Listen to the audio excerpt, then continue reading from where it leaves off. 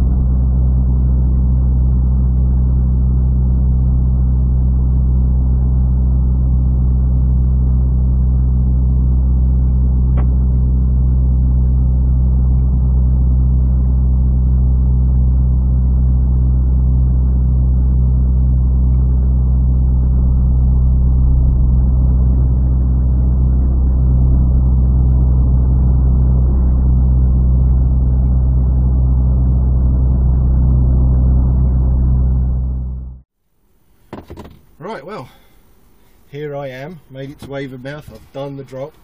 I ended up getting here second because my fridge wasn't down to temperature, and I'm going to put the mic in now so as you can have a direct comparison between this segment and the next segment. Right, so now you know. Direct comparison.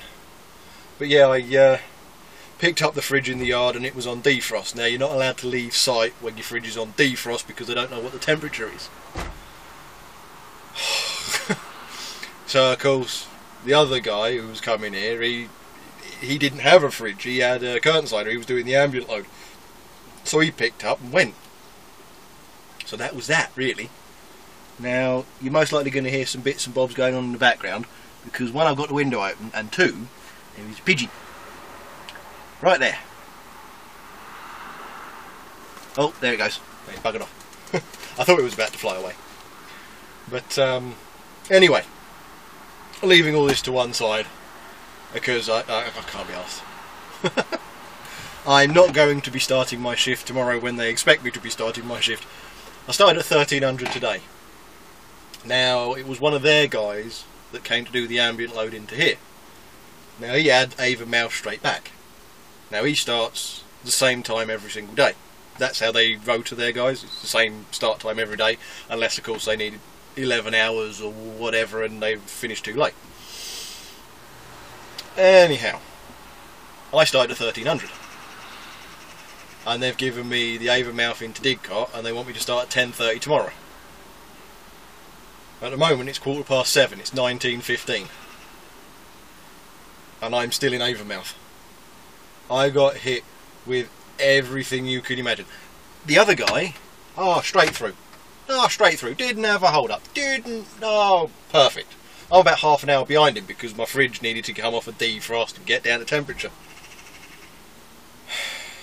And that half an hour made all the difference. There was one moment on the A5 he saw a truck take out a car, and the car, according to him, just stopped in the lane, got out and started having a look round, even though they could have easily made it to the hard shoulder. It didn't take out the car as in destroy it, it just clipped it. And this person stopped and got out the car. And of course, he saw it, so he was able to wheedle past it and carry on. Me, I'm half hour behind. All hell's broken loose, and I've hit the M5 at rush hour. So it was just a comedy of errors. He'd been here an hour by the time I got here. So it was like, oh well, never mind. But anyway, moving swiftly on. Somebody has asked me about being a limited company. Think about going agency, and they want to know the ins and outs of being a limited company. I cheat. I use an accountant. Okay? Everything I wanted to do got set up via the accountant. I didn't want the headache. Now, the thing with being limited company from PAYE is that your agency does not have to sort out your tax, it doesn't have to sort out any of those little odds and sods, it doesn't have to guarantee you X amount of hours of holiday or anything like that. PAYE, you're employed by the agency, whereas limited company, you work via the agency, you're self-employed, it's up to you. So what agencies tend to do is give you about £1 an hour or £2 an hour more, depending on day of the week or what agency you're with.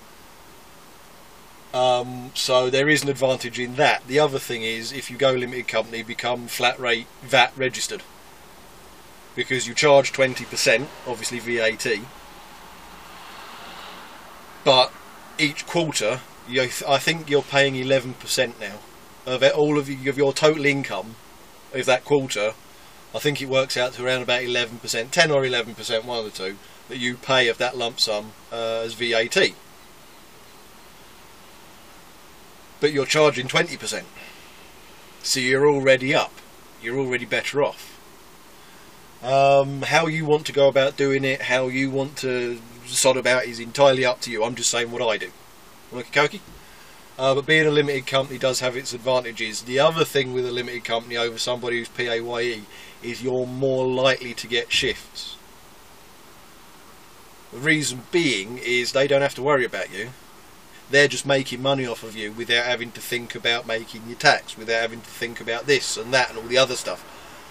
And if you're PAYE, they do, so they'll put you in for as many hours as they need you to cover, so as they don't have to make up any downtime, because they have to guarantee you a minimum amount of hours these days.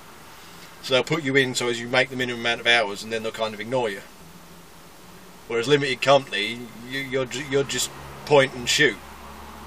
You're just right, you go in there, job's done, they're earning money for doing virtually nothing other than a phone call. So there are advantages. Now, being in an agency, making it work. There are various types of people in this world. If you are an agency guy and you know everything, and you go in and you give the transport guys a hard time, wow, one of my best mates happens to work for Vosa, I've got them on speed dial, you can't tell me that. You are not going to get any work. Okay, end of story. You're not going to get any work. If you are the kind of person that goes in and doesn't have the courage of their convictions over a certain situation, so you'll end up taking out vehicles that are defected because you don't want the issue of dealing with maybe an irate transport manager because you've written a defect out.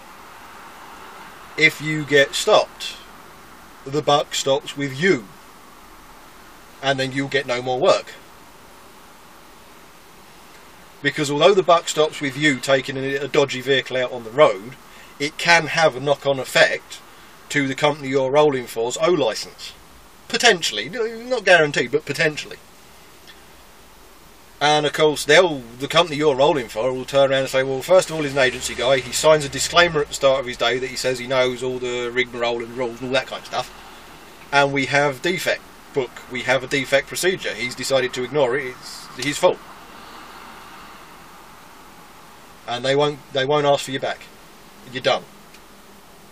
So although you've got to have the courage of your convictions to be able to say, well, look, hold on a minute, the fifth wheel is set too far back, or there's an air leak, or whatever, you know, something minor, but it is still a defect.